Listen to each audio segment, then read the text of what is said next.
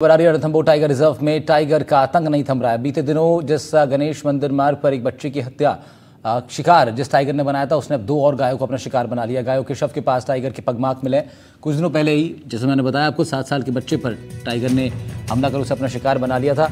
अब उसी टाइगर से संबंधित ये खबर आ रही है कि 2 और गायों को उसने अपना निशाना बनाया। बाघिन थी दरअसल वो, और अब उसी से संबंधित एक और बड़ी खबर कि 2 गायों को भी इस बाघिन ने अपना निशाना बनाया।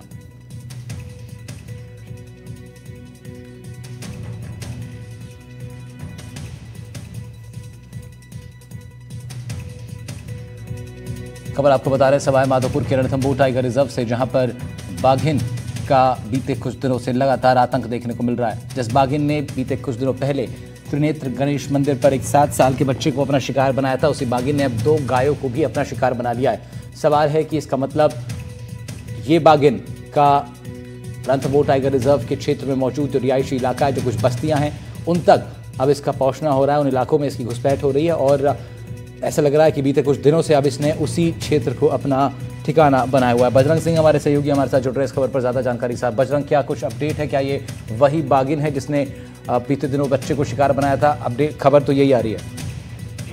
जी, मैं आपको बताऊंगा, अभी इस बात का खुलासा नहीं हुआ कि ये कौन सा टाइगर है जिसने गायों का शिकार किया है, क्योंकि जिस बच्चे को एक बाघिन ने मौत के घाट उतारा था, जो बाघिन है उसका इलाका अलग है, लेकिन ये जो गायों का शिकार हुआ ये इलाका अलग है।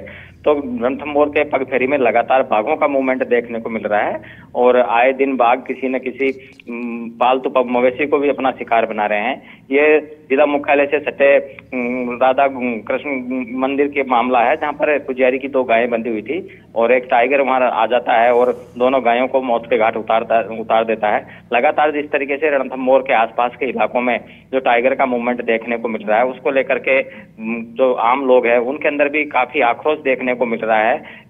कुछ दिन पूर्व जहाँ एक बच्चे को मौत के घाट उतार दिया गया था एक टाइगर के द्वारा, वहां अब एक टाइगर ने 2 पालतू जो गायें हैं उनको मौत के घाट उतार दिया। तो लोगों में इसको टाइगर के मूवमेंट को लेकर दहशत और रोष दोनों ही व्याप्त है। जी बजरंग,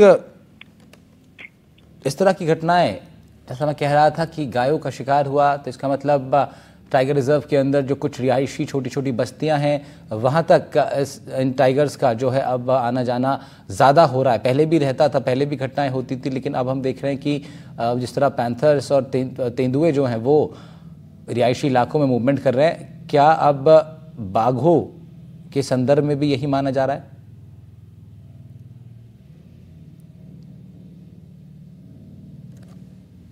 तकरीबन यहाँ 50 से 60 टाइगर आराम से रह सकते हैं, लेकिन जिस तरीके से बाघों का कुनबा लगातार रणथंभौर में बढ़ रहा है और अब जो बाघों की संख्या है वो 74 से 75 के आसपास पहुंच गई है, तो कहीं न कहीं टेरिटरी की तलाश में जो बाघ है वो आबादी क्षेत्र का रुख कर रहे हैं। क्योंकि जब भी कोई शावक युवा बाघ बनता है और उसको अलग टेरिटरी की तलाश होती है, जब वो अपनी माँ से अलग होता है तो वो अलग टेरिटरी की तलाश में रहता है और अलग टेरिटरी की तलाश में जो युवा होते हैं, जो बाघ है, वो कहीं न कहीं जो पगफेरा है, टेरिटरी है बाघों की, उस दायरे से बाहर निकल आता है और इंसानों से संघर्ष होता है। पालतू जो पशु है उनका उनसे सामना हो जाता है। तो कहीं न कहीं रणथंभौर में जो लगातार बाघों की संख्या बढ़ रही है, जो शावक जवान हो रहे हैं, उसकी वजह से कहीं न कहीं बाघ मानव संघर्ष भी देखने को ज्यादा मिल रहा है यहाँ। जी ठीक है बजरंग, बहुत शुक्रिया तमाम जानकारी के लिए आपका। बजरंग सिंह हमारे